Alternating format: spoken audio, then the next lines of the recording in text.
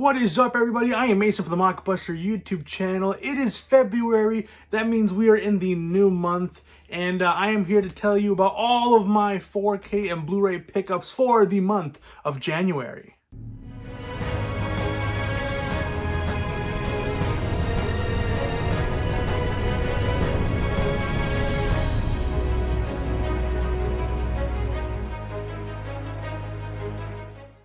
So yes, I got a stack of 4Ks and Blu-rays. Not as much as my previous months, but you know, I've been taking it a bit loose. You know, I always used to say, ever since October, I'm like, oh, December I'm gonna go slow, but then there's all these deals and sales, and I'm like, oh, January I'm gonna go slow. And actually, I took my advice, because you know, there's a lot of new releases coming out this month and the next couple months that really intrigue me. Like Escape from LA, the new Spider-Man movie. I got that on Steelbook. That comes out literally on my birthday, so that's a amazing birthday present. So I've been, you know, saving up some money just to get those Blu-rays, and I'm trying to collect Criterions, and I can't really be buying Criterions if I'm spending all my money on 4K Blu-rays. So you know, I got here a few 4Ks and a few Blu-rays, but yeah, let's just take a look at them. So first off, I got these Blu-rays at my local Shoppers Drug Mart. First one is Cinderella Man. I've heard a lot of good things about this, and I got this for like $4. I haven't seen too much about it. I know it's a good movie. Renee Zellweger and Russell Crowe. Renee Zellweger, before she pumped her face full of plastic, and Russell Crowe, when he used to actually, you know, give good performances. I'm joking. I heard Cop Shop is pretty good. But yeah, Russell Crowe hasn't really made a great movie in a long time. So, you know, I haven't seen this movie yet. It's about boxing, a lot of heart behind it. And yeah, a lot of people say it's almost as good as Rocky, which I have no idea. I don't know any of these things, but a friend of mine told me that. But I'm excited to check out Cinderella Man. It's an older Blu-ray, as you can tell by that little slab on the bottom. But yeah, and next is Wayne's World and Wayne's World 2, as you saw from my other video. I mainly got this because I knew the hype for the Steelbook was coming out, and it made me want to watch Wayne's World and Wayne's World 2. But to get this for $5 instead of a $19 Steelbook, which I get, you know, the Steelbook is a collectible Steelbook, so that's why it costs $20 here in Canada. But to get both films, and this is a very new transfer. This came out in like 2018. So yeah, so I'm not really missing. I'm not getting an old transfer. So yeah, Wayne's World 2 on standard Blu-ray. Comes with both discs. Very boring disc art. But yeah, I'm excited. Party time! Excellent! So yeah, Wayne's World and Wayne's World 2. Next is the Star Trek Trilogy movie. Motion picture trilogy. Now, I've been meaning to really get into Star Trek. I love Star Wars, and I was hoping Star Trek would be more based on like storytelling and dialogue, and that's what I'm really into. So I wanted to check this out, but then I realized, because like the original series is on Netflix, so I was really excited to get into that. But what I noticed was that it's not the trilogy. It's a trilogy of movies, but it's Wrath of Khan 2, then Search for Spock 3, and then what does that say? Voyage Home 4. So it doesn't have the original Star Trek movie, so I don't know. I don't know why it's packed like that. It's so weird. 2, 3, and 4 instead of 1, 2, and 3. I don't know. I'm not a Star Trek. I'm not a Trekkie fan. I want to be. So yeah, let me know down below. Do you guys have the? Because I know they recently released these in 4K, the first 3 movies, and then they had the first 3 seasons on Steelbook. So that just made me want to check out Star Trek, because it's a global phenomenon. Like, this is a huge fan base of Star Trek fans. So I want to be part of that. You know, if everyone's saying this is such a great series, I also want to be a part, because there's always new stuff that you can always discover and love. So I'm just trying to increase my love for cinema and movies and TV. So yeah, Star Trek, the motion picture trilogy. It's weird because these movies came out in the 80s, and I thought the prime was in the 60s and 70s. So I don't know. Now we're going to get into the 4Ks, starting up with one of my most recent 4K pickups, and that is the Wolfman on Steelbook. This is the whole Universal. This came out in October, September, and I've completed the collection. Now I have all of the 4K Steelbooks for the older Universal Studios monster movies. I have Dracula and Frankenstein.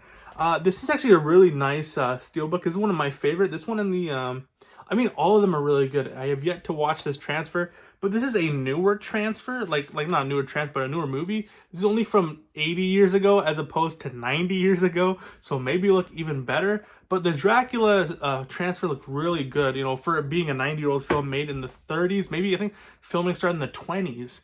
So, you know, I'm really excited to get into that. Very nice looking jade card and a very nice looking steel book. So I can't wait to get into that. And the inside artwork, I don't want to take all the discs out. Looks really good. So yeah. You know, not my favorite Universal monster movie, but I gotta appreciate Lon Chaney Jr. And the makeup effects on this and all that stuff. So yeah, where it all began, werewolf, the Wolfman. Next is my most recent pickup, and that is Ghostbusters 2 on 4K. A great looking 4K transfer, definitely better than the first one. I was gonna do a review on it since the whole box set came out, but I feel like everyone's doing that. This is a couple-year-old. You know, was it not 19, but 2018, I believe, 2017, 18, when these transfers came out. I believe there's a different one with the new box set, so I feel like this is old news. Like difference between Dolby Vision and HDR, I'm guessing. So yeah, but it's a great 4K transfer, definitely better than the first one. The first one was very grainy and it had a lot of soft shots. This one had a very good depth of field and all that stuff. So yeah, Ghostbusters 2, sadly, no slipcover. I was originally going to get it at a Cinema 1. It was on sale for 16 bucks.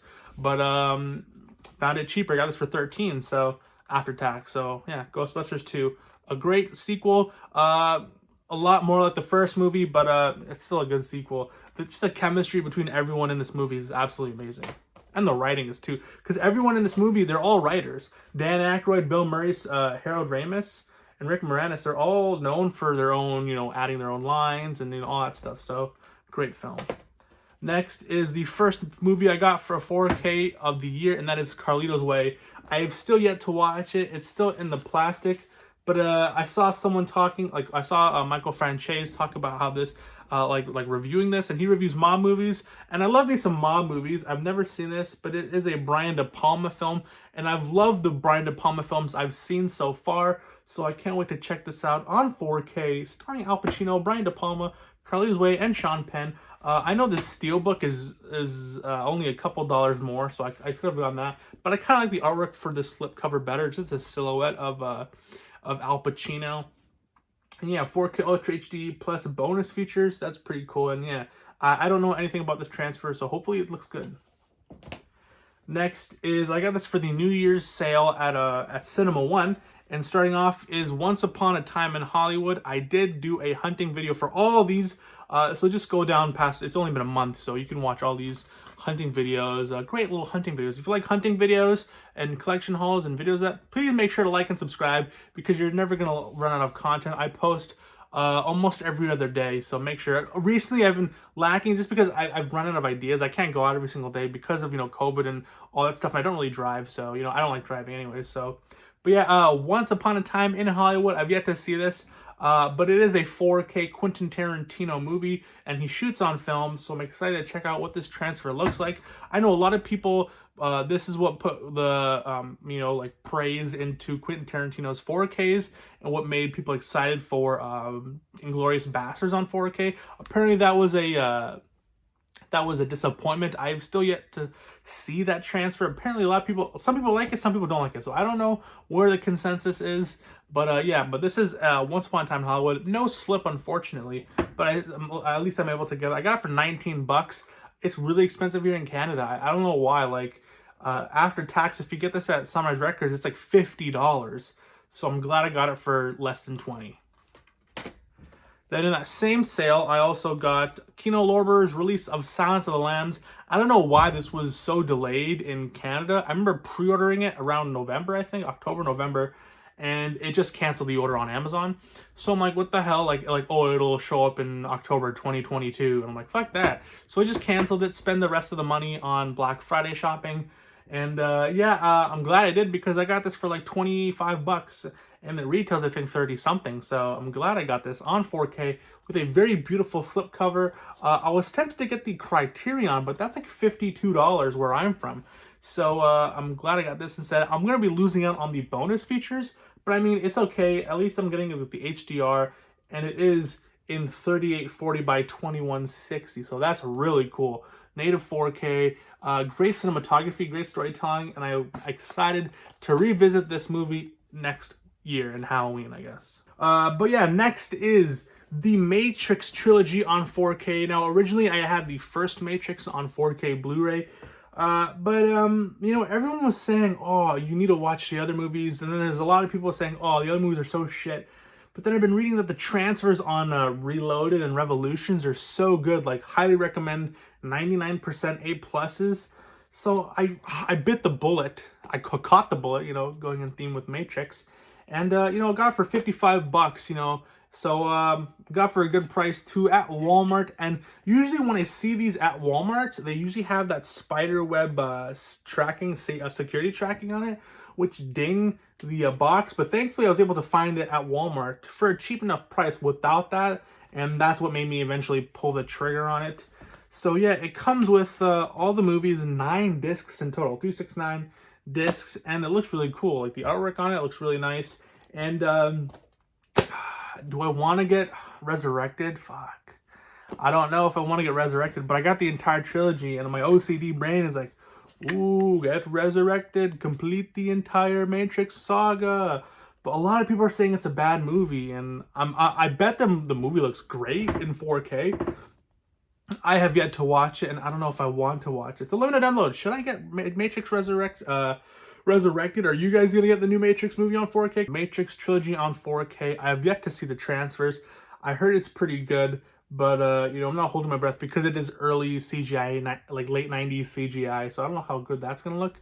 But yeah, I know the color timing is a bit different because the prior releases there hasn't been a remaster since 2008. And especially for the first one looks really green. Like on the standard Blu-ray looks really green. So I heard they did a new color timing and they re-edited the color grading. So I'm excited to check out what that looks like because I only have the DVD and that looked yeah, Matrix Trilogy on 4K. Next is Akira on 4K. I am very, very on the fence, on the edge, on the whatever when it comes to animation on 4K. But my brother said this is a very good anime. And I do like anime. You know, I make fun of my brother for liking anime because when I look at anime, when I see anime reference on the internet, it's all that kawaii bullshit, CGI, cartoon-looking stuff, and I really don't like that. I prefer hand-drawn art styles, and when I see anime, like older anime, that's my jam. Like 70s, 80s, 90s, when I see that art style, I'm really attracted to it. Although I don't really watch much anime. I mean, I grew up with like Dragon Ball Z and that kind of stuff. But I really want to get into it. I've been recently getting into martial arts films, and I know this is not really a martial arts movie. It's more like a motorcycle movie. I have no idea. I don't know. But I heard it's a really good anime, and hopefully the 4K does it justice. You know, it comes with both of the English dubs, because my brother told me there's 2 English dubs. There's one really good one and one really bad one. And it comes with the good one, the 2001 version, and then it comes with a really bad one, the 1988 version. But I'm not going to get that because it's a 2.0 soundtrack, 2.0 audio track, so I'm not going to get that. But it's still in plastic, so yeah. Can't wait to sit down with my brother and watch some Akira anime on 4K goodness. Now, the last couple pickups were new releases, and that is Dune on 4K. A great-looking 4K, but not amazing. Everyone, like, I know a lot of people are calling this amazing. I'm not going to tell who, but there's a lot of people who are saying, oh, this is the best 4K of the year. I mean, it depends on what you're expecting, you know, because I understand the entire crowd of people who want, like in the 4K AV community, I know a lot of people were super hyped for this, you know, Denis Villeneuve, really big budget, big stars, great cinematography. It has all of that, except what they did with the processing is very weird. This was filmed on 4.5 and 5K, and then it was scanned in 35 millimeter. And then it was, because this was filmed on IMAX, so the IMAX aspect ratios. So that's also another tick down because it was cropped IMAX, you know, and it's also grainy. I was surprised how grainy it is, but you know, I like grain. I like that that look of it. But I know some people in the AV community won't appreciate that. And so yeah, if you're expecting this really crystal clear, sharp look, it is sharp. It's just not the most crystal clear, clean looking 4K. You can do a lot better with that. And the you know, and also the grain structure isn't the best. Like the best grain structure I've seen so far is No Time to Die. That's how you make a movie on film on 70 millimeter, I think too. 65 millimeter. That's how you make a 65 millimeter film look absolutely amazing. I think it was just trying to go to look more artsy, look more realistic. Like, I'll give it to you, when it was scanned on 35 millimeter, the CGI looks really good. I mean, I'm not gonna talk about it. I did a whole review on that. Check it out down below or in the links over here. If you type in Mockbuster Dune 4K review, you'll find my whole thoughts. But I think I was the harshest person on YouTube when it came to this 4K transfer. Everyone was like sucking its dick when it came to this transfer, but I was giving it some tough love. It's still a great 4K, but not the best. Next is the last 4K I got, and that is Halloween Kills on 4K, a great looking 4K, sharp as ever. I also did a 4K review on this, and what's funny is that I had a more enjoyable time watching this at home on my 4K TV than watching this in a theater, in a big screen theater with, you know, really nice speakers. Mainly because I didn't have annoying fucking kids shouting in the back, some girl who's not even watching the show or not even watching the movie, flipping on her phone with a friend who's also on her phone, making TikToks and Snapchats. There's no people coming in your room while I'm watching this. There's no one obstructing my view. I can just have straight dead on looking at my 4K, watching the cool, gory slasher goodness, which is Halloween Kills. And also comes with a really nice nice looking slipcover. I would say Halloween Kills was my first movie I watched after the pandemic. Like, the pandemic is still going, but you know, in our area the restrictions got lessened. And this is the first movie I saw since watching The Joker in theaters, which was like 2019.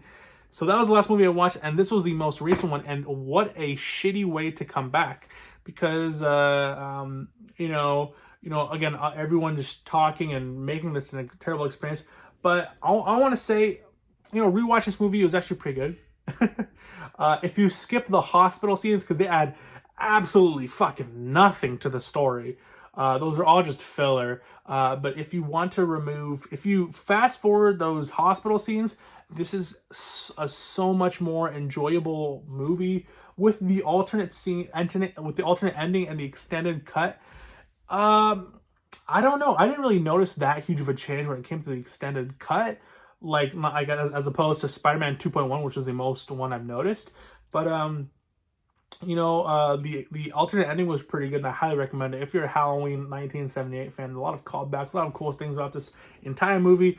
And yeah, Halloween Kills on 4K. All right, and those were my 4K and Blu-ray pickups for the month of January. Let me know down below your favorite pickups of the month. I would say mine, maybe Dune and Halloween, or maybe the Silence of the Lambs 4K, because I was so excited to finally get that in my hands. But yeah, those are the movies I picked up today. Thank you so much for watching another video of mine. I am Mason from the Mockbuster YouTube channel. I want to say thank you all for supporting my channel. All of the subscribers I've been getting, I appreciate all of you. Please make sure to leave a like, comment, and subscribe if you haven't subscribed. Because if you love physical media, if you're a Canadian as well, not many Canadians here in Canada are representing the physical media community. And so yeah, come along, join along. I'm in the greater Toronto area. I will be Criterion hunting for the first time. Now, I know I've shown you the Criterion sections, but I'm going to this video store, like one of the last video stores on the planet in Canada, North America, and it's located in downtown Toronto. So that will be a great hunting video. So please make sure to subscribe. If you like video stores, I'm going to be checking that out. There's a couple video stores in that area. So make sure to subscribe and stay tuned for that video. And thank you so much for watching another video of mine. I am Mason from the Mockbuster YouTube channel. Please, please, please, I want all of you to have a good day, night, evening, afternoon. Whenever you're watching this, please stay safe and God bless, guys. Cheers, and long live physical media. Peace.